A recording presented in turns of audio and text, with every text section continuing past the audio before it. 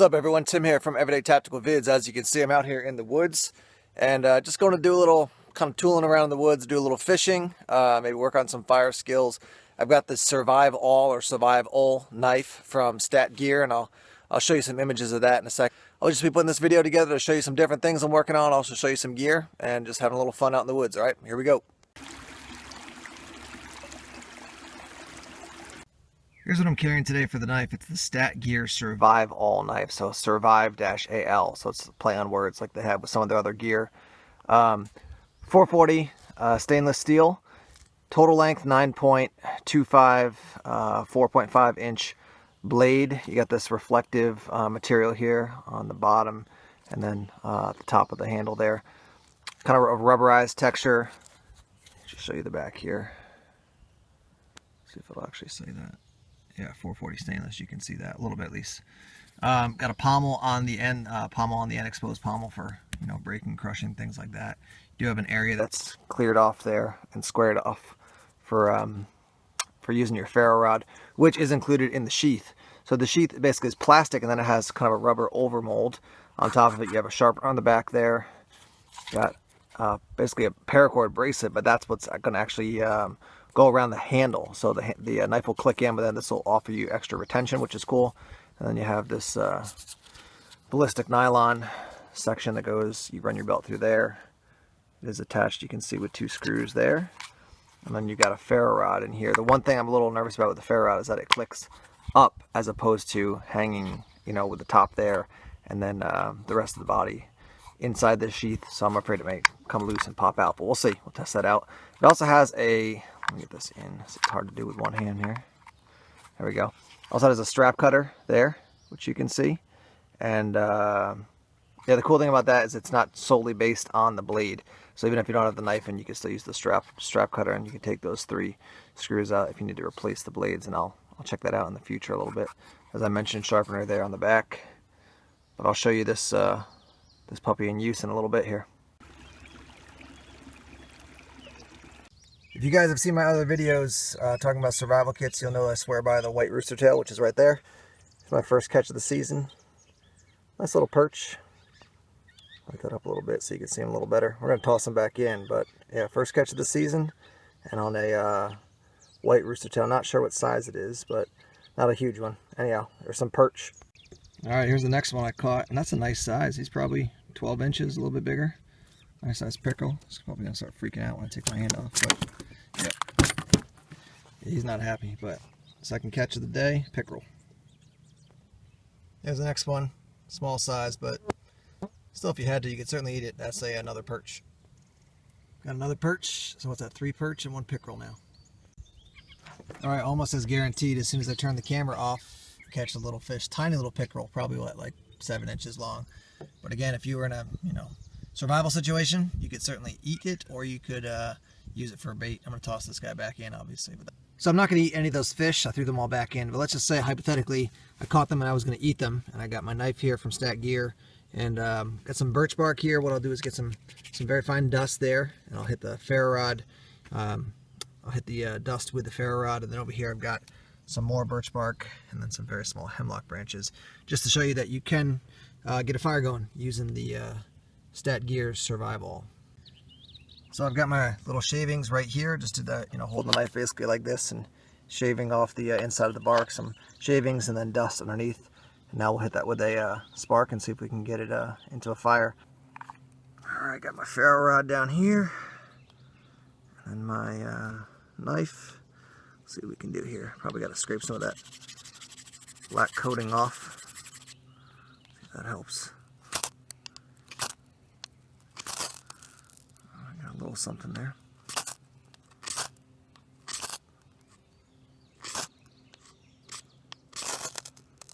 Let's try him. There we go. As I've said before, you can see that blackish smoke coming off. That's from all the oils inside the bark. Just start gently laying some of this on top. So check for the Stat3 gear as far as being able to get my fire going with my ferro rod, the Stat3 gear, and a little help from birch bark. We're going to do a little batoning with the Surviv-al from StatGear.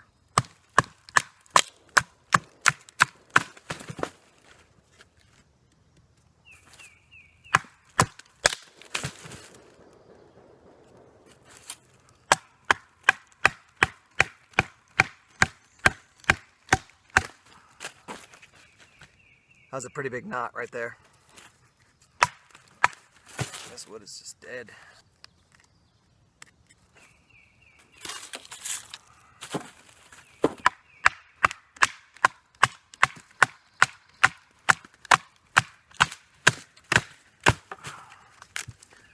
There you go.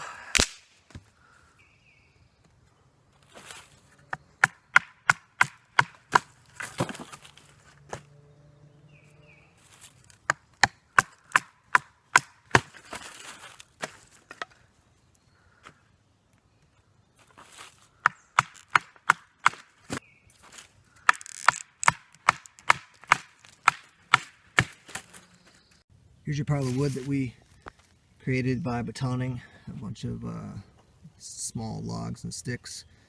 And yeah, knife held up. All right, we're going to do a test on tip strength now.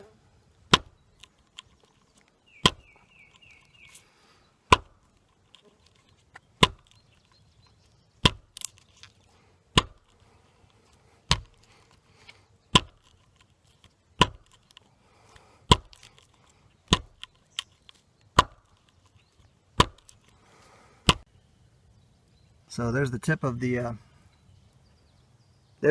knife, and it's not worse for the wear. Definitely still straight, no sign of any bending or weakness. The knife has held up so far. One thing I do want to show you is I heard a little bit of noise, and it's because this pommel basically came off. So I'll show you down here inside. You can see, I think a little bit, it's a there's basically just a threaded bolt inside there that this pommel is going to attach to inside. So it's not the metal running the whole way through and then that, you know, basically molded, or it's basically not one big chunk of metal is what I'm saying. So that's an interesting fact to know. The other thing I noticed here is that you've got this blank spot here, which you would expect to put some sort of information or name. So I wonder if this was a knife that was produced for other companies or generically, and then StatGear bought it, put their stuff on the blade, and you know, other companies may have a similar knife that doesn't have the that has their logo or their information there. You will see that the black is starting to wear off. That's pretty standard for a knife that's not super expensive. It takes more money to put a coating on that's actually going to stick on.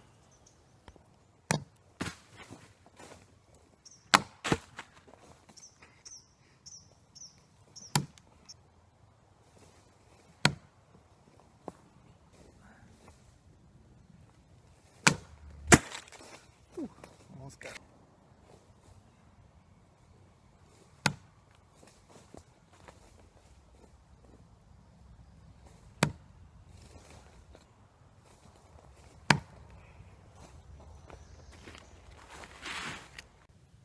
As you just saw, I did some throwing with the knife.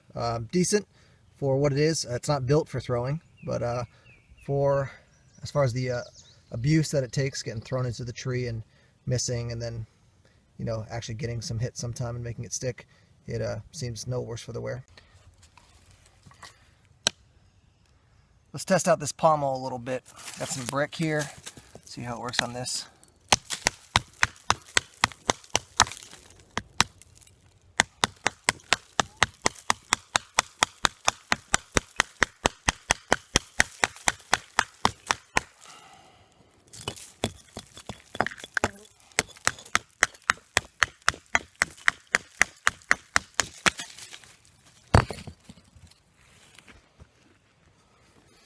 It's a slightly smaller piece.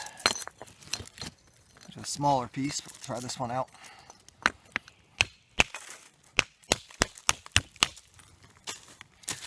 Doesn't seem to work.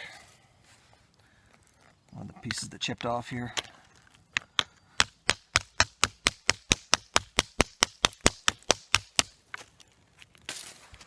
Here's what the bottom of it looks like now. You can see I did scuff up the handle a little bit right there, but not too bad. And Pommel I can, once again, just twist like this and take out.